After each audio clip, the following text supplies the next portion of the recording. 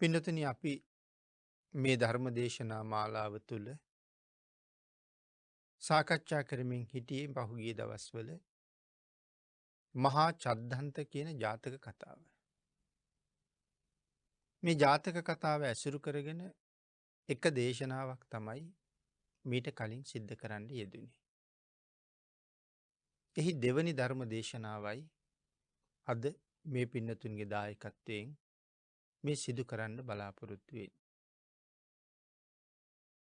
සසර කොච්චර භයානකද, ලෞතුරා බුද්ධත්වය සඳහා පාරමිතා පුරණ එක මොනතරම් අමාරුද, කායික ශක්තිය තියෙන අය තමන් ඉදිරියට පැමිණෙන හතුරාට මොන වගේ තත්ත්වයක් උදා කරන්නේද. නමුත් මහා බෝසතාණන් වහන්සේ කොයි විදිහට කටයුතු කළාද, මේ ආදී කරුණු රාශිය මේ ජාතක කතාව තුළ පැහැදිලි කෙරෙනවා. මහා කරුණාව බෝධිසත්ව අවදී පටන් කොයි තරං උසස් මට්ටමක තිබුණද. එදත් මහා කරුණාව ඒ තරං උසස් නං සම්මා සම්බුද්ධත්වයෙන් පස්සේ ඒ මහා කරුණාව කොයි තරං අප කෙරෙහි මොනතරං අනුකම්පා කලාද කියන කරුණුත් මේ ජාතක කතා වාශ්‍රයෙන් අපිට දැනීගෙන ගණ්ඩ තියෙන තවත් කරුණු කීපයක්. පිනතුන අපි පහුගිය ධර්ම දේශනාව නිමා කරන්න යෙදුනේ පිනක් කරලා සම්මාධිට්ටික ප්‍රාර්ථනාවක් කළත්, මිත්‍යාදෘෂ්ටික ප්‍රාර්ථනාවක් කළත් ඒ ප්‍රාර්ථනාව විපාක දෙනවා කියන කාරණාව අපි එදා විස්තර කරලා කරුණු පැහැදිලි කරලා ධර්ම දේශනාව නිමා කළා. අපි එතනදල ධර්ම දේශනාව ඉදිරියට පවත්වගෙන යමු. පිනතන මේ වෛරය කියන එකත් සසර බොහෝ දීර්ඝ කාලයක් අපිට මහත් අයහපතක් කරන ධර්මතාවයක්මයි. බද්ධ වෛරය ඉතාම භයානකයි. සසර දිගින් දිගටම යන වෛරයක් බද්ධ වෛරය කියල කියන්නේ. අපි අහල තියෙනවා කාලියක්ෂණයගේ කතාව. සෑහෙන කාලයක් ඒ වෛරය ඔවුන් අතර දිගින් දිගට පැතිරිලා ගිය. ඊට අමතරව අපේ ශාසනය 4 දෙනෙක් එළ දෙනක් විසින් මරණයට පත් කළා. ධර්ම දේශනා තුළින් අහල තියෙනවා. පුක්කුසාති මහරජ්ජුරු අනාගාමින් වහන්සේ නම. දාරුචීරිය මහරහතන් වහන්සේ රහතන් වහන්සේ නම. සුප්පබුද්ධ කුට්ටි ඒ වගේම සෝවාන් වහන්සේ නම. ඊට අමතරව තම්බදාටික චෝර පෘතජ්ජන පුද්ගලයෙක්. නමුත් 4 දෙනාම යක්ෂණියක් එළ දෙනකගේ වෙස් අරගෙන ඇවිල්ලා විනාශ කරලා දානවා. ඒත් සසර වෛරය. පෙර ඈත භවයක කාන්තාවක් මරණයට පත් කරන වෙලාවේ ඇය සාප කරලා වෛර කළා. උපදින භවයක් ගානේ මරණවා කියලා. නමුත් වෛරය කොයි තරම් භයානකද. එදා වෛර කරපු ඇය තාමත් අවීචී. නමුත් එදා ඇයට වරදක් කරපු ඒ අය තම්බදාටික චෝර පවා සැරියුත් මහරහතන් වහන්සේට දන් දීලා දෙව්ලොව ගියා. මහරහතන් වහන්සේ පිරිනිවන් පෑවා. සෝවාන් වහන්සේ නමක්, අනාගාමීන් වහන්සේ නමක් සතර අපායට නොයා සසර කෙටි කරගන්න මඟ උන්වහන්සේලා සකසගෙනයි තියෙන්නේ. නමුත් මහරහතන් වහන්සේ නමක්, ආර්යයන් වහන්සේලා දෙනමක් ඝාතනය කරලා අර තැනැත්තිය යක්ෂණිය ආයෙත් නිරේ. වෛරය නිසා. එනම් මේ කතාවෙත් ඒ කාරණාවම තියෙනවා. චද්දන්ත හස්ති රජ්ජුරුවන්ට භාර්යාව දෙන්නෙක් හිටිය කියලා අපි සඳහන් කළා කලින් දේශනාව. ඇතින්නියෝ දෙන්නෙක් ඉන්නවා. එක්කෙනෙක් චූල සුභද්‍රා අනිත් එක්කෙන මහා සුභද්‍රා. චූල සුභද්‍රාව තමයි රජ්ජුරුවන්ට වෛර බඳින්. වෛර කළ යුතු කාරණාවක් ඇතුව නෙමෙයි තමන්ව හිතේ හදාගත්ත කාරණාවක් නිසා. පසේ බුදුරජාණන් වහන්සේලාට පළතුරු පූජ කරලා ඇය ප්‍රාර්ථනාවක් කළා චූල සුභද්‍රාව. ඒ ප්‍රාර්ථනාව අපි කලින් විස්තර කළා ඉතාම ඉක්මනින් මේ ජීවිතෙන් මරණයට පත්වෙලා. මදුරට මහරජ්ජුරුවන්ගේ බිසවගේ කුසේ දුවක් හැටියට ඉපදිලා. ඊළඟට බරණැස් නුවර කසී රටේ රජ්ජුරුවන්ගේ අග්‍ර මහේෂිකාව වෙලා මේ ඇත් රජු මම මරණ එල ප්‍රාර්ථනාවක් කළා. ඒ ප්‍රාර්ථනාව විපාක දෙනවා. නැත්නම් ඒ ප්‍රාර්ථනාව සම්පූර්ණ වෙනවා. ඒකයි මං කිව්වේ මිත්‍යා දෘෂ්ටික ප්‍රාර්ථනාවක් කළත් සම්මාදිට්ඨික ප්‍රාර්ථනාවක් කළත් පිනේ මහිමෙන් ඒක විපාක දෙනවා. එතකොට ඇගේ වෛරය මේ මරණයට පත් කරන්නේ මහ බෝසතාණන් වහන්සේ.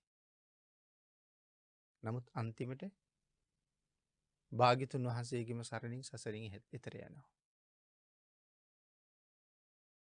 චද්දන්ත හස්තිරාජයා මරණයට පත් කරන්න ඇයි තෝරගන්නේ සෝනුත්තර කියල වැද්දෙක්. ඒ වෙන කවුරුවත් නෙමෙයි මහබෝසතාණන් වහන්සේගේ පෙර වෛරක්කාරයමයි මෙදා කාලේ දේවදත්තයන් වහන්සේමයි. ඉතින් වෛරය කොයි තරං දිගින් දිගට පැතිරිලා යනවද කියන කරුණු මේ තුළින් දැනගෙන අපේ හිත්වල ඇතිවෙන යම් වෛරී ස්වභාවයක් තියෙනවන. එහි භයානක බව තේරුම් අරගෙන වහා එයින් විදෙන්ඩම අපි කටයුතු කරන්න. පිඩතුනේ මේ ඇතින්න මරණයට පත්වෙලා ප්‍රාර්ථනා කරපු විදිහටම මදුරට ඉපදිලා තරුණ වයසට ආවට පස්සේ කසී රජ්ජිරුවන්ගේ අගමෙහෙසිය බවට පත්වෙනවා. ටික කාලයක් එහෙම ගත කරලා තමන්ට ජාතිස්මරණ ඥානීන් නැවත සිහිපත් වෙනවා තමන් ප්‍රාර්ථනා කරපු කාරණාව. රජ්ජිරුවන්ගේ හිත හොඳටෝම දිනාගෙනයින්නේ. දැන් තමන්ගේ බලාපොරොත්තුව මුදුන් පත් කර ගණ්ඩෝනේ. එනිසා එක දවසක් තමන්ගේ ශරීරයේ පුරාම තෙල් ගල්වගෙන පරණ ඇඳුම් ඇඳගෙන තමන්ගේ සිරියහනට ගිහිල නිදාගත්. රජ්ජිරු මාලිගාවට ඇවිල්ලා සුබද්‍රා කෝ කියල ඇහුවට පස්සේ මාලිගාව අය සඳහන් කළේ අසනීපයි. ඇය බෙහෙත් කරලා නිදාගනින්නවා කියලා. රජ්ජුරුව ළඟට ගිහිල්ල යහනේ වාඩි වෙලා පිටට අත තියලා කතා කරනවා. කතා කරලා අහනවා රන්වන් සිරුරක් ඇත්තියේ. බොහෝම ලස්සන ශරීරයක් තියෙන. රන්වන් සිරුරක් ඇත්තිය. ඔබ මොන කාරණාවක් නිසා ශෝකයෙන් ඉන්නවද. උතුම් වර්ණ සම්පත්තියක් ඇත්තිය. ඔබ මොකක් නිසා සෝක කරනවාද. විශාල වූ ඇස් ඇත්තිය. උඹ මොකක් නිසා සෝක කරනවාද. මල් මාලාවක් මැලවුනා වගේ ඔබ මැලවිලා ගිහිල්ල තියෙනෙ මොන වගේ කාරණාවක් නිසාද. රජ්ජුරු එහෙම අහනකොට ඇය තවත් ගාථාවකින් රජ්ජුරුවන්ට උත්තර දෙනවා. ජාතක පාලියේ ගාථාවක් තමයි පෙන්නල තියෙන්නේ.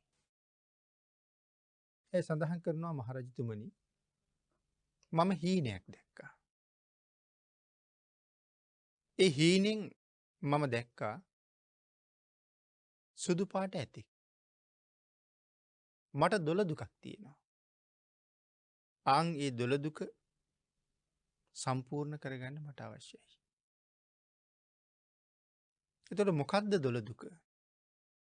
රජ්ජුරු වහපු හම කියනවා ඒක දැම්ම කියන්න බෑ. මගේ දොළ දුක ලේසියෙන් මුදුන්පත් කරන්න පුළුවන් එකක් නෙමෙයි. ඒ කරන්න බැරි දෙයක්.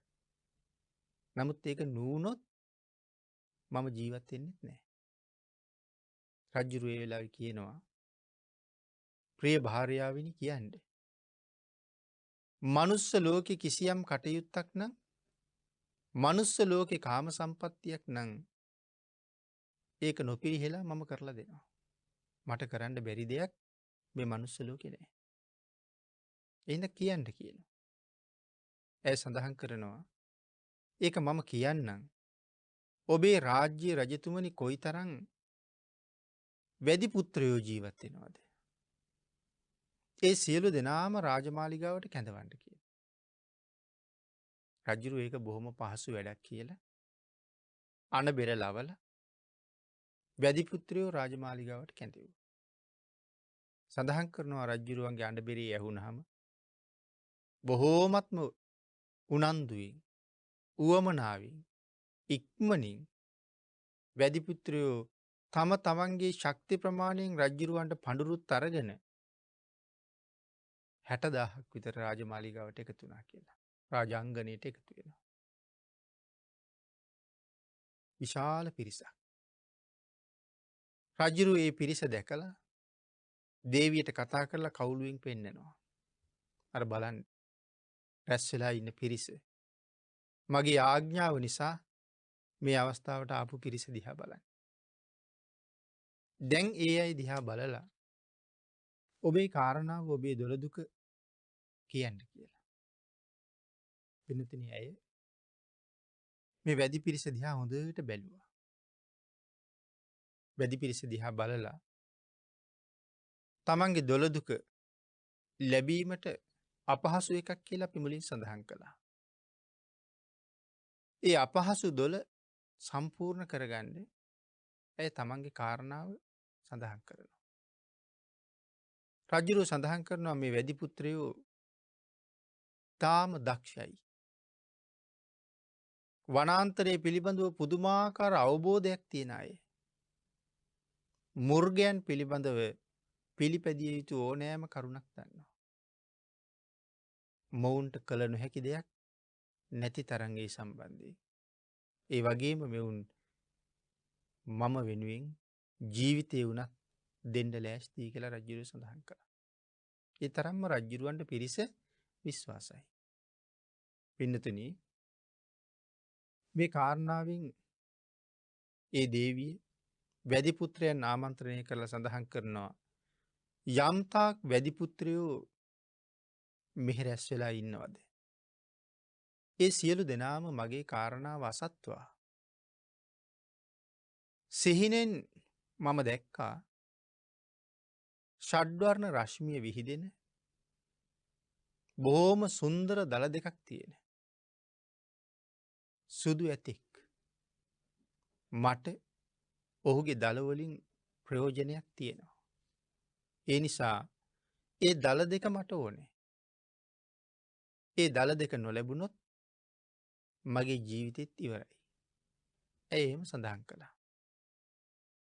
පිනතුන ඒ කාරණාව අහලා වැදිපුත්‍රයෝ පණිවිඩයක් කියනවා. ඒ අයි කියනවා රාජදියණියෙන්නේ අපගේ පියවරු අපගේ මුත්තනූ දීර්ඝ කාලය මේ වනාන්තර ඇසුරු කරගෙන කටයුතු කළා. නමුත් ඒ මුතුම්මිත්තෝ කවුරුවත්ම මේවාගේ ලස්සන රැස් විහිදෙන දළ සඟලක් තියෙන සම්පූර්ණයෙන් සුදුවන් වූ ඔවන් ඇතෙක් නං දැකල නෑ. අපේ පියවරු සහ මුත්තනුවරු දැකලත් නැත්තං අපි ගැන කවර කතාද කියල කීවා. අපිත් දැකල නෑ එහෙම කෙනෙක් ගැන. නමුත් ඇය සඳහන් කරනවා කොහෙද ඇතා ජීවත්වෙන්නේ කියලා. විශේෂෙන් පැහැදිලි කරනවා මේ වැද්දුම අහනවා. දිසා 4ක් තියෙනවා. අනු දිසා 4ක් තියෙනවා. උඩ දිසාවක් තියෙනවා යට දිසාවක් තියෙනවා. එතකොට දස දිසාවක් තියෙනවා. මේ දස දිසාවේ ඔය කියන ඇත් රජු කොහෙද ජීවත්වෙන්නේ. කියන කාරණාව නැවත අහනවා. එම කීවහම මේ සුබද්‍රාව සියලූම වැද්දන් දිහා තාමත්ම විමර්ශනශීලීව බැලුවා. ඒ බලාගෙන යනකොට ඇගේ ඇස් දෙක එක වැඩිපුත්‍රයෙක් ළඟ නතර වුණා. සඳහන් කරනවා ඔහුගේ පතුල් ඉතාම පලලයි. දනහිස් හරියට ලොකුවට බැඳපු බත්මුලක් වගේ ලොකු දනහිස්තියෙන්. ඇස් දෙක පිංගුවන් පාටයි. රැවුල තඹ පාටයි. දත්වල පිළිවෙලක් නෑ. ඉතාම අප්‍රසන්න මූුණක් තියෙන්. පිරිසිදු බවක් ඔහු තුළත් නෑ. නමුත් මහා ශක්තිමත් බවන පේනවා. එනිසා ඇය තීරණය කළා මගේ කාරණාව මුදුන් පත් කරලා දෙන්න මොහු සුදුසුයි. මොහුට පුළුවන් ඒක කරන්න කියලා. රජ්ජිරුවන්ට කතා කරලා ඔහු පෙන්වා. පෙන්නලා රජ්ජිරුවන්ටත් මතක් කරලා අර වැඩිපුත්‍රව 60,000කින් ඔහු ගෙන්න ගත්තා. සත්මහල් ප්‍රාසාදයේ උඩුම්ම මහලට ඔහුත් අඳගහගෙන ගියා. ඒ වෙන කවුරුවත් නෙමෙයි ඔහු නමින් සෝනුත්තර. මහා බෝසතාණන් වහන්සේගේ පෙර වෛරක්කාරයා තමයි මේ දකින්න ලැබෙන්නේ. ඒ උඩට එක්ක ගියාට පස්සේ ඔහු කියනවා දේවීනි මට ඒ ඇත්රජුගේ ස්වභාවය හරියටම කියන්න. ඒ ඇත්රජු ජීවත්වෙන දිසාව මට හරියටම කියන්න. ඒ වෙලාවේ සත්මහල් ප්‍රාසාදයේ උඩු මහලේ උතුරු පැත්තෙ තිබිච්ච දොර කවුලුව විවෘත කරලා උතුරු පැත්තට අත දිගු කරලා මේ හිමාල වනයේ තියෙන පැත්ත පෙන්වුවා. මෙන්න මේ පැත්තේ තමයි මේ කියන ඇත්රජු ජීවත් වෙන්නේ. හිමාලේ පෙන්නලා කියනවා මෙන්න මේ පැත්තේ තියෙනවා එක විලක් චද්දන්ත විල. පින්නතුනි චද්දන්ත විල ගැන අපි පළවෙනි දේශනාවේදී කරුණු ගොඩාක් පැහැදිලි කළා. ධර්මයේ සඳහන් වෙන මේ අපූර්ව විල් සාමාන්‍ය මිනිස්සුන්ගේ පියවිය හැට පේන්නේ නැති ප්‍රමාණයෙන් තමයි පිහිටලා තියෙන්නේ. එතකොට කෙනෙකුට හිතෙන්න පුළුවන් මිනිස්සුන්ගේ පියවිය හැට පේන්නෙත් නැත්තම් සාමාන්‍ය මිනිස් වාසයෙන් ඒ තරම් දුරයි නම් සෝනුත්තරෙහි ගියේ කොහොමද කියලා. සෝනුත්තරෙහි යන්නේ අර තැනැත්තියගේ ප්‍රාර්ථනාවට අනුව. එකක් ඇගේ ප්‍රාර්ථනාවේ බලය මේ ඇත්රජු මරන්න ඕනේ. අනික තමයි සෝනුත්තරත් පෙර වෛරක්කාරයා. ඒ මහා අපරාධය සම්පූර්ණ කරන්න ඒ නිසා ඔහුට හැකියාවකුත් තියෙනවා. ඒ පැත්ත පෙන්නලා චද්දන්ත විල පිළිබඳව කරුණු දක්වලා යන්න තියෙන මාර්ග අපහසුතා ගැනත් කියනවා. ඉතා ලේසි මාර්ගයක් නෙමෙයි. කොයිතරම් කාලයක් ගත වෙන්න ඇද්ද සෝනුත්තරට මේ පැත්තට යන්න? පින්නතුනි සඳහන් කරනවා ඇත්රජු ඉන්න තැනට යන්න අවුරුදු 7යි මාස 7යි දවස් 7ක් ගත වෙනවා කියලා. එහෙනම් මාර්ගය කොයිතරම් දුෂ්කරද කියන කාරණාව පිළිබඳව අය අමුතුවෙන් කරුණු අවශ්‍ය වෙන්නේ නැහැ. නමුත් මේ පිළිබඳව අපි කාරණාව දැනුවත් වෙන්න නිසා මෙහි සඳහන් කරනවා මේ මාර්ගය කොයිතරම් අපහසුතාවයන්ගෙන් පිරීලා තිබුණද කියන කාරණාව ගැන. පින්නතුනි මේ රාජදියණිය මේ ඇත් රජු පිළිබඳව වැඩිපුත්‍රයාට කරුණු කාරණා කියනකොට වැඩිපුත්‍රයාත් බයට පත් වෙනවා. මොකද මේ ඇත්තු ඉන්න තැනට සාමාන්‍ය කෙනෙකුට යන්න පුළුවන්කමක් නැහැ. ඒ පිළිබඳව කරුණු සඳහන් කරනවා මෙයින් උතුරු දිසාවේ මහා පර්වත 7ක් තියෙනවා. උත්තර පෙන්නලා කියනවා මෙහි තියෙනවා මහා පර්වත 7ක්. එය ඉක්ම වූ තැන කිඳුරන් විසින් ගැවසී ගත්ත මනාව මල් පිපුණ ස්වර්ණ පාර්ශව කියලා මහ පර්වතයක් තියෙනවා. කිඳුරන්ගේ වාසස්ථානය වූ පර්වතයට නැංගට පස්සේ ඒ පර්වතයේ පාමුල බලන්න කියලා වැඩිපුත්‍රයාට කියනවා. ඒ පාමුල බලනකොට නිකං ගන්න කළු වෙහි වලාවක් වගේ. විශාල නුග ගහක් දකිින්ට ලැබෙනවා. කළු වලාවක් වගේ කියල කිවේ හොඳට පෝෂණය වෙලා තියෙන නිසා පත්‍ර කාලවරණයි වගේ. විශාල නුගගහ. යොදුන් 12ක් විතර පලලයි. අතු පතර විහිදිලා තියෙන ප්‍රමාණය. සඳහන් කරනවා නුගරුක්ෂය මොනතරං විශාලද නුගගහ දරන්ඩ මුල් 8,000ක් තියෙනවා කියලා. මේ ගහ උසවගෙන ඉන්න. ආගේ විශාල නුගගහ දකින්න ලැබෙනවා. ආගේ නුගගහ යට ආරක්ෂක හස්තීන් 8,000ක් පිරිවරාගෙන.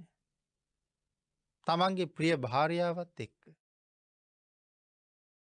88 රියනක් උස 120 රියනක් දිග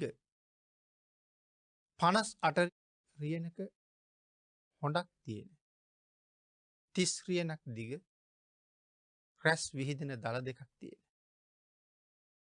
රිදී පර්වතයක් වගේ සියලුම අංගයන් ශ්වේත වර්ණ වෙච්ච සුදුම සුදු පාට වෙච්ච. මහා හස්තිරාජයෙක් ඉන්නවා. ඒ හස්තිරාජය ආරක්ෂා කරන්න සඳහන් කළා තවත් හස්තීන් 8,000ක් ඉන්නවා කියලා. ඒ පිළිබඳවත් ඇය විස්තර කරනවා. ඒ හස්තීන් හුළඟ හමනකොට කිපෙනවා. ඒ තරම්ම විමසිල්ලෙන් ඉන්නේ. හරිම සැරයි, ඉතාම චණ්ඩයි, ඉතාම පරුෂයි. වාත වේගයෙන් කිපෙනවා. හතුර දැක්කොත් එහෙම හතුරාට පහර දෙන්නත් වාත වේගයෙන්ම හතුර ගාවට යනවා. ඒ තරම් වේගවත්. ඊළඟට සඳහන් කළා මිනිස් පුලුටක් දැක්කොත් නම් මිනිස්සු නෑ එහි කවදාවත්. නමුත් මිනිසෙක් දැක්කොත් නම් පහර දීමක් නෑ. ප්‍රාශ්වාස වාතයෙන් අලු කරලා දූවිලි කරනවා කියලා. පහළට හුස්ම හෙලනකොට මොනතරම් වේගෙන් ඒ හුස්ම රැල්ල හෙලනවද මිනිහෙක් අහු වුණොත් ඒ මිනිහා දූවිලි බවට පත් වෙනවා කියලා සඳහන් කරනවා. ඒ තරම්ම පරුෂයි. ඒ තරම්ම සැරයි. එවන් හස්තීන් 8,000ක් මේ හස්තිරාජයාව ආරක්ෂා කරනවා. මේ විදිහට කරුණු සඳහන් කරගෙන යනකොට මරණ බියෙන් බියපත් වූ සෝනුත්තර අහනවා දේවියනි මේ රජමාලිගාවේ රණින් කරන ලද ආභරණ රිදියෙන් කරන ලද ආභරණ වෛදූර්ය ආදීන් කරන ලද නොයෙක් ආභරණ මේ තරම් පිරීලා තියෙනකොට නෑ කියන්න සම්පත්තියක් නැතුව ඔබලාට සම්පත් තියෙනකොට මොන හේතුවක් නිසා ඇද්දල වලින් කරන ආභරණයක් පළඳින්න හිතුණාද? රාජදියණියනි ඔබට අවශ්‍ය ඒ මහා ඇත් රජු මරන්නද? එහෙම නැත්නම් ඔහු ළඟට යවලා මේ වැඩි පුත්‍රයා මරන්නද ඔබට ඕනි කියලා ඇහුවා. හොඳටම බය වෙලා සෝනුත්තරේ ඉන්නේ. ඒ වෙලාවේ සඳහන් කරනවා වැඩි පුත්‍රය මම හටගත්ත ඊර්ෂියාව ඇති කෙනෙක්. ඒ නිසා මම බොහොම දුකටපත් වෙලා ඉන්නේ. ඊර්ෂියාව ඇති වෙලා මම දුකටපත් වෙලා ඉන්නේ. අපූර්ව ධර්ම කාරණාවක් කියනවා. යමෙකුගේ හිතේ ඊර්ෂියාව උපදිනවද? ඒ ඊර්ෂියාව නිසා තමන් දුකටපත් වෙනවා. නමුත් මේ ලෝකේ ජීවත් වෙන කවුරුවත් දුකට කැමති නැති අය. දුක පිළිකුල් කරන අය. එහෙමනම් දුක කොච්චර පිළිකුල් කළත් අපේ ජීවිතයේ දුක කැඳගෙන තියෙන්නේ අපිමයි. ඒකට හේතුව තමයි ධර්මයේ පිළිබඳව තියෙන අනවබෝධය. සසර පිළිබඳව තියෙන නොදන්නාකම. මෑත් සඳහන් කරනවා මම මේ ඊර්ෂියාව නිසා දුකටපත් වෙලා ඉන්නේ. සඳහන් කරනවා වැඩි පුත්‍රය මා පිළිබඳව වූ මේ කරුණ සම්පූර්ණ කරලා දෙන්න. මගේ මේ ඊර්ෂියාව මුදුන්පත් කරන්න. මගේ ඊර්ෂියාවේ පැතුම සම්පූර්ණ කරන්න. එතෙක් මගේ දුක නැති වෙන්නේ නැහැ. ආන් ඒ සඳහා ඔබට ගංවර 5ක් දෙනවා කියලා කියනවා. මේ වැඩේ කරලා දුන්නොත් ගංවර 5ක් දෙනවා කියලා කියනවා.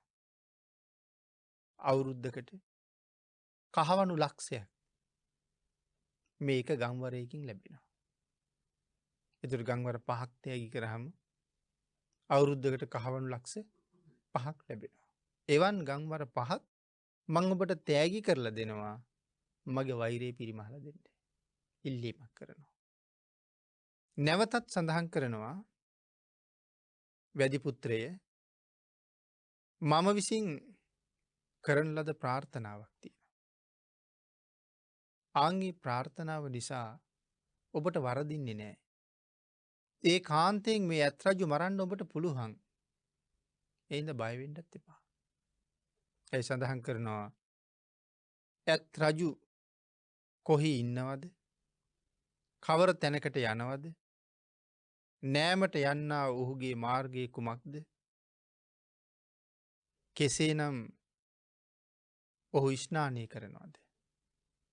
අරහිම සඳහන් කරහම වැදිපුත්‍රය අහනවා මේ ඇතා පිළිබඳව සියලු තොරතුරු දැනගන්න ඕනේ මේ කාරණාවට. ඒ නිසා යහන්නේ ඇත් රජු හරියටම කොහෙද ඉන්නේ? ඇත් රජු යන පාර මොකද්ද? ඇත් රජු කොහෙද නාන්නේ? ඇත් රජු කොහොමද නාගන්නේ? මේ ඇතාගේ හැබෑම ස්වභාවය මොකද්ද? දැන් 8000ක් ඉන්නකොට විශේෂයෙන් ඇත් රජු අඳුර ගන්න ඕනේ. ඒ සඳහා කරුණු අපි මුලින් සඳහන් කළා. රියන් 88ක් උසයි, 120 රියනක් දිගයි, 58 රියනක රිදී දම්බැලක් වගේ හොඬක් තියෙනවා. දල දෙකෙන් හැම වෙලාවෙම රැස් විහිදෙනවා. අනික් ඇත්තුන්ගේ රැස් විහිදෙන්නේ නැහැ. මේ දල දෙකෙන් නිරන්තරයෙන් රැස් විහිදෙනවා රිදී පර්වතයක් වගේ සුදුම සුදු පාටයි. හැම වෙලාවෙම ඇත්තු 8000ක් පිරිවරාගෙන ඉන්නවා. ඊළඟට සඳහන් කරනවා මාර්ගය මොකක්ද? කිනම් මාර්ගයකින් ඔහු ගමන් කරනවද? ඒ කාරණා ටිකත් කියලා දෙන්න කියලා. පින්නතුනි රාජදීනිය සඳහන් කරනවා තමන් පෙර ජාතීන් සිහිපත් කරලා ලබාගත් නුවණ ජාති ස්මරණ ඥානයක් යට තියෙනවා. අතීතයේ සිහිපත් කිරීමේ ඥානයක් තියෙනවා අර මිත්‍යා දෘෂ්ටික පෞකාර ප්‍රාර්ථනාවත් එක්ක ලැබිච්ච. ආන්ගේ නුවණින් සිහිපත් කරලා සඳහන් කරනවා වාසස්ථානයේ නුදුරෙහි මනාව පිහිටි ඉතාම ලස්සන තොටු පොළවල් තියෙන. මේ ඇත්තු ජීවත් වෙන්නේ අර නුග ගහේ.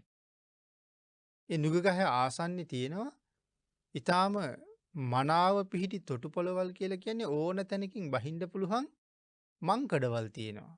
පොකුණක් තියෙනවා එතන. ඒ පොකුණ තමයි චද්දන්ත විල. ඒ විලට ඕන පැත්තකින් බැහැලා ඉතාම පහසුවෙන් නාගන්න පුළුවන්. මනාව පිහිටි විලක් තියෙනවා කිව්වේ ඒකයි. මනාව පිපුණු මල් තියෙනවා. අපි කලින් දේශනාවේ ගැන පැහැදිලි කළා. නිරන්තරයෙන් රොංගන්න ආපු මීමැස්සෝ වමරු පිරීලා ඉන්නවා. මේකට තමයි කියන්නේ චද්දන්ත විල කියලා. මෙන්න මේ ඇත් රජු මෙන්න මේ විලේ ස්නානය කරනවා. මේ වැද්දට කරුණු කියනවා. ඒ ඇත් රජු නෑවට පස්සේ හිසේ ඉඳලා මුළු ශරීරයේම මහනෙල් මල් ආදී නොයෙක් මල් වලින් අනික් පරිවාර ඇත්තු විසින් සරසනවා. මුළු හස්ති රාජ්‍යවම සරසනවා. නාන්න ගියාම ඉස්සරලාම නාන්නේ ඇත් රජුරු. තරුණ ඇත්තු දෙන්නේ රජුරු නාවනවා. නාවලා ගොඩට ආවහම මහනෙල් මල් ආදී විලේ තියෙන ගොඩ තියෙන ජලී තලී දෙකේම පිපෙන මල් ගෙනල්ලා මේ ඇත් රජු සරසනවා කියලා සඳහන් කරනවා. සරසුවාට පස්සේ අනික් ඇත්තුනුත් නාගත්තහම තමන්ගේ සබ්බ භද්‍රා නම් වූ මෙහෙසියත් එක්ක තමන්ගේ නිවසට පිටත් වෙලා යන. ඒ කාරණාවෙන් හඳුන ගන්න කියනවා මේ ඉන්නේ ඇත් රජු කියලා. පින්නතුනි සෝනුත්තර වැද්දා ඒ කාරණාව අහලා ආර්යාවිනී බොහොම හොඳයි. සතුටුයි යහපති මම ඇතා මරලා දළ ගෙනල්ල දෙන්නම් කියල කීවා. ඒකින් ඇයටත් සතුටුයි ඇය ඔහුට සඳහන් කරනවා කහවනු දහසක් අතට දීලා එහනම් මේකත් අරගෙන ගෙදරයන්. අදින් පස්සේ හද්දවසක් ඉක්ම ගියපු තැන ඔබ ආපහු මෙහෙන්ඩ රජමාලිගාවට දවස් හතකින්ෙන්. ඔහු පිටත් කරලා කර්මාන්තකරුවන් කැඳවනවා. කර්මාන්තකරුවන් කැඳවලා පින්නතින ඒ අයට කියනවා දරුවනී අපට වෑයවල් ඕනේ. පොරෝ ඕනේ. උදලු ඕනේ. මහපොළොව හාරණ උපකරන ඕනේ. ගුටි අනින ආයුධ ඕනේ. කැති කඩු යකඩපොළු යුද්ධට අඳින යකඩ හැට්ට යකඩ කණු යකඩ කතිර මේවාගේ බොහෝ උපකරනවලින් අපිට ප්‍රයෝජන තියෙනවා. ඉක්මනට සකස් කරලා හැකි ඉක්මනින් ගෙනත් දෙන්න කියල කියනවා. ඉටවස කැඳවනවා හං වැඩ කරන අය. ගෙන්නල ඒ අයට කියනවා කලයක් වගේ යමක් බස්සලා ඔසවන්ඩ පාත් කරන්න පුළුවන් හම් බෑක් වගේ දේවල් හදල ගෙනත් දෙන්න. හංවලින් හදන වරපට හංකම්බ සකස් කරලා ගෙනල්ල දෙන්න. ඒ වගේම සඳහන් කරනවා හංවලින් ඇත්තුන්ගේ පිය සටහන් වගේ පොළොවේ අඩිහිටින පාවහන් හදල ගෙනත් දෙන්න කියලා. එක දාගෙන ඇවිද්ධහම ඇතෙක් ගියාවගේ. එහෙම පාවහන් හදල ගෙනත් දෙන්න කියනවා. ඒ සියල්ලමත් සකස් කරලා ගෙනල්ල දෙනවා. දින ගණන නික්මුණට පස්සේ සෝනුත්තර සූදානන් වෙලා එනවා. තැම් මේ සියලුම යකඩ උප කරන. අර හම් බෑග්වල දාලා අනික් බෑග් සහ යකඩ යොත් හංගොලි හදාපු යොත් ආදී සියල්ලමත් අර මළුවල දාලා තියෙනවා. මේ සඳහන් කරන්නේ විශාල බරක් කියන. යකඩ කණු යකඩ කතිර විශාල උදලු කැති වෑපොරු සාමාන්‍ය පුද්ජිලෙකු ඩුස්සන්ට බැරි බරක් නතිය. නමුත් සඳහන් කරනවා සෝනුත්තර ඇවිල්ල තමන් උපකරන ටික දැක්කහම හරිට නිකං සාමාන්‍ය පුද්ගලයෙක් එදිනෙදා බුලත් විට දාගෙන යන මල්ල යම්සේ අතට ගන්නවාද. මේ සියලු ආයුධ පුරුවපු බෑගික් කෙනෙක් බුලත් මල් අතට ගන්නවාගේ අරගෙන තමන්ගේ කිහිල්ලි ගහගත්ත කියලා. ඒ තරං ශක්තිමත්. ඒ නිසා සඳහන් කරනවා සෝනුත්තර ඇත්තු 5 දෙනෙකුගේ ශක්තිය දරනවා කියලා. සුදුසුම කෙනා තමයි ඇය තෝරගෙන තියෙන. දැන් අත් දෙකම බොහොම නිදහසේ තියෙනවා. රජ්ජුරුවන්ගේ අනුග්‍රහයි රාජදේවියගේ උවමනාව සම්පූර්ණ කරන්න රථයක නැගලා ගම් නියම් ගම් ජනපද පහු කරගෙන පිරිවරත් එක්ක යනවා. ගම් නියම් ගම් පහුවෙලා ඈතට ගියහම ජනපද වැසියු සියලු දෙනා මෙතනින් ආපහු රාජ්‍යයට එවනවා. එතකොට රාජ්‍යයේ බාහිර පිටස්තර වැසියන් එක්ක රාජ්‍යයෙන් එළියට ගිහිල්ලා වනාන්තරයේ සෑහෙන දුරක් යනවා. සාමාන්‍ය මිනිසුන්ට ඇතුල් වෙන්න බැරි තරම් දුර වනාන්තරයට ගිහිල්ලා අනික් මිනිස්සුත් ආපහු එවනවා. එතන ඉඳලා ගමන තනියම යන්න පටන් ගන්නවා. පින්නතුනේ විශාල වනාන්තර ප්‍රමාණයක් පහු කරන්න ඕනේ. ඒකයි කියේ සාමාන්‍ය අයට යන්න බැරි තැන් කියලා. යොදුන් 30ක් විතර දුර මේ මාර්ගයේ 30 යොදුනක් විතර. විශේෂයෙන් සඳහන් කරනවා ඉස්සරලාම හම්බෙනවා කියලා ඉලුක් වනයක්. ඒ කියන්නේ තනිකරම තියෙන්නේ ඉලුක්. ඊළඟට සඳහන් කරනවා වෑලුක් කියලා જાතියක් පිළිබඳව. වෑලුක් වනයක් කියලා සඳහන් කරලා තියෙනවා. ඊළඟට මදුරු තලා වනයක්. ඊළඟට බට පඳුරු වනාන්තරය. ඊළඟට සඳහන් කරනවා කටු සහිත මේ කිහිරිය වනයක් කටු ලැහැබින් යුක්ත වන ගහන 6ක් හම්බෙනවා. ඒවා කටු සහිතවයි තියෙන්නේ. වනගහන 6ක්. ඊට පස්සේ සඳහන් කරනවා කටු වනය, කිහිරිය වනය, කටු සහ කිහිරිය මිශ්‍ර වනය, බට වනය, හීම් බට වනය. පින්නතුනි මේ උණ සහ බට වනාන්තරවල කොයිතරම් ළඟින් බට තිබුණද සඳහන් කරනවා උරගේකුටවත් යන්න බෑ කියලා. ඒ තරම් ළඟ හිර වෙලා බට පඳුරු තියෙන්නේ. සර්පයෙකුටවත් රිංගන්න බෑ. ඉතින් සර්පයෙකුට රිංගන්න බැරි නම් මිනිහෙකුට කොහොමත් මේ බට කැලෑව යන්න බෑ. ආන් ඒ වගේ බට වනයක් පිළිබඳව සඳහන් කරනවා. ඊළඟට සඳහන් කරනවා මේ වනාන්තර මේ විදිහට පහු කරලා ඔහු පර්වත ගහණයට යන්න ඕනේ. මේ වැද්දා ලී කපලා ඉනිමන් බැඳලා ඒ ඉනිමන් දිගේ උඩට නැගලා උණ වනාන්තරයේ උඩ ඉඳලා අර දේවිය හදලා දුන්න දිග උපකරණ වලින් පල්ලෙහැ තියෙන ගස් කපනවා කියලා. එහෙම කපලා අරගෙන උණ ගස් දෙපැත්තට විසි කරනවා. එහෙම කර තමයි පාර හදන්නේ. බිම ඉඳලා නම් කපාගෙන යන්න බෑ. පාර හදාගෙන මෙහෙම උණවන බටවන මේ ඔක්කොම වනාන්තර ටික ඉක්මෙව්වට පස්සේ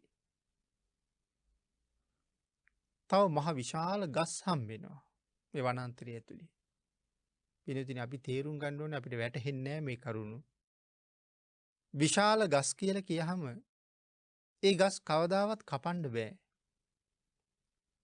දෙපැත්තෙන් ගිහිල්ලා යන්නත් බෑ.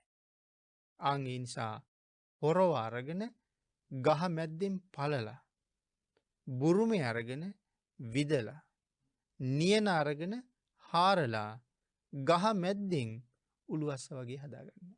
උළුවහු කවුළුව වගේ. එහෙම තමයි ගහෙන් එහා පැත්තට ගිහිල්ලා තියෙන්නේ. ඒ තැන මොනතරම් රූක්ෂ ගස් තියෙන්නේ නැද්ද කියලා. මොනතරම් දුෂ්කර ගමනක්ද බොහොමී යන්නේ කියලා. ඒ ඔක්කොම පහු කරාම තියෙනවා තන්නේ කරම මඩ බැස්සොත් යට යන තරම්. මඩ විතරයි තියෙන්නේ. නැවත ලී කපලා මෙහි වගේ බැඳලා ඒ මෙහි දාලා ඒ මැස්ස දිගේ ගිහිල්ලා නැවත මැස්සක් එහා පැත්තට දාලා එහෙම තමයි මඩ වනේ තරණය කරන්නේ. ඊට පස්සේ තියෙනවා ජලය ගඟ. ඔරුවක් හදලා ඒ ගංගාවිනුත් එතර වෙනවා. එහිත් බොහෝම භයානක බවල් කිඹුලෝ වගේ සත්තු වුණ තරම් ඉන්න ඇති. ඊට පස්සේ තියෙනවා පින්නතුනි පර්වත 7ක්. ඉස්සරලාම හම්බෙන්නේ චූලකාල පර්වතය. සඳහන් කරනවා යොදුනක් උසයි කියලා. සාමාන්‍යයෙන් හැතැක්ම 9ක් විතර උසයි. 10කට ආසන්න වගේ උසක් තියෙනවා. මේ පර්වතයට නගින්නත් ඕනේ එහා පැත්තට බහින්නත් ඕනේ. දැන් මේ තරම් උස පර්වතයක්. දැන් අද අපි පිදුරුතලාගල කියලා කිව්වත් සමනලගිර කියලා කිව්වත් ඒ තරම් උසක් නැහැ. නමුත් නගින්න ගියහම අපි දන්නවා කොච්චර අමාරුද කියලා. ඊට වඩා බොහෝසේ උසයි කුඩාම පර්වතය. මේ පැත්තෙන් නැගලා අර පැත්තෙන් බහින්න ඕනේ. අර හදාගෙන තිබුණා හං වලින් වරපට. ඒ වගේ අග කුරුස වගේ ගැට ගහලා තියෙන්නේ. ඒ ලණු ඈතට විසි කරාම ඒ කුරුසේ කොහේ හරි පැටලෙනවා. අදත් ඔය ගොඩනැගිලි වල නගිනකොට එහෙම අපි පාවිච්චි කරනවා දැකලා තියෙනවා. ඊට පස්සේ ඒක දිගේ එල්ලි යනවා. යම් ප්‍රමාණයක් ගිහිල්ලා ආයෙ නතර වෙලා හදලා දීලා තියෙනවා දියමන්තියක් අගට හයි කරපු යකඩ කූරක්. ආන්ගේ දියමන්තිය යොදාගෙන අර ගල හිල් කරනවා. හිල් කරලා මේ යනකොට අර බෑග් එක ඔක්කොම දරාගෙන යන්න ඕනේ. ඊට පස්සේ ඒකේ තියෙනවා යකඩ කූරු. ඒ යකඩ කූරු අර සිදුරු වලට දානවා. දාලා ඒ වගේ හිටගෙන ඒ වගේ නතර වෙවි උඩට යනවා. ආයෙ උඩට ගිහිල්ලා මේවා ගලවලා ගන්නත් ඕනේ. මගක් ගිහිල්ලා ගලවන්න ඕනේ. මගක් ගිහිල්ලා ගලවන්න ඕනේ. නැත්නම් ඊළඟ කන්දට නගින්න හැටියක් නෑ. ඊට පස්සේ ඒ උඩ ගිහිල්ලා ගල උඩ අර යකඩ කතිර හයි කරනවා. හයි කරලා අර බෑග් එකක් හදන්න කිව්ව කලගෙඩියක් දාන්න වගේ. ඒකට බැහැලා අර කතිරෝල එල්ලලා බහිනවා. ලණුවේ වයි ගැට ගහලා බහිනවා. මගක් බැහැලා ආයෙ කතිර ගලව ගන්නවා. එහෙම බහිනවා. ඊළඟ පර්වතයේ සැතපුම් හැටියට බැලුවොත් 18ක් විතර උසයි. ඒකත් එහෙමම තරණය කරන්න ඕනේ. ඊළඟ පර්වතයේ ඊටත් වඩා උසයි. අන්තිම පර්වතයේ ස්වර්ණ පාර්ශ්ව පර්වතයේ ගාවට යනකොට සැතපුම් 70කට ආසන්න පර්වතයේ උසයි. පින්වතුනි ඒකත් නැගලා එහා පැත්තට බහින්න ඕනේ. එහෙම මේ කඳු ටිකක් තරණය කරගෙන වනාන්තර ටිකක් තරණය කරගෙන කිඳුර ගැවසෙන මේ ස්වර්ණ පාර්ශ්ව පර්වතයේ ගාවට යන්න මොහුට ගත වෙන කාලය අවුරුදු 7යි මාස 7යි දවස් 7ක් කියලා සඳහන් කරනවා. මොන තරම් දුෂ්කර කාර්යයක් කළාද මහබෝසතාණන් වහන්සේ විනාශ කරන්නේ. එහෙනම් එදත් එහෙමයි මෙදත් එහෙමයි. සසර පලිගත් අය තමන්ගේ නිවනම හදන මහබෝසතාණන් වහන්සේට කොච්චර කරදර කළාද. නමුත් රජ්ජුරුවන්ගේ එදා අගබිසව අපේ භාග්‍යතුන් වහන්සේ ළඟ ශාසනය පැවිදි වෙලා රහත් වුණ බවත් මේ ජාතක කතාවේ සඳහන් කරනවා. තමන්ට හතුරුකම් කරපු අයටත් හතුරුකමක් නැහැ. ඊටාම කීකරුයි, ඊටාම ලෙන්ගතුයි. පින්නතුනි ඔබ අතින් මම අතින් භාග්‍යතුන් වහන්සේට කොයිතරම් සසර වැරදි කෙරිලා ඇද්ද? යම් මොහොතක බුදුරජාණන් වහන්සේ ළඟ වැඳ වැටෙනකොට අපි සමාව ඉල්ලන්නම වටිනවා. ස්වාමීනි භාග්‍යතුන් වහන්සේ අතීත සසර පටන් දැන් මේ මොහොත දක්වාම මාගේ සිත කය වචනය කියන තිදොරින් සිදු වුණා නම් යම් වරදක් අනන්ත වාරයක් අනේක වාරයක් අපමණ වාරයක් සමාවෙන්න කියලා සමාව ඉල්ලන්නම වටිනවා. ධර්ම දේශනාවට තියෙන කාලේ නිමා වෙලා නිසා උතුම් වූ චද්දන්ත ජාතක කතාව ඇසුරු කරගෙන සිදු කරන දෙවනි ධර්ම දේශනාව පින්නතුනි අපි මේ විදිහට නිමා කරමු.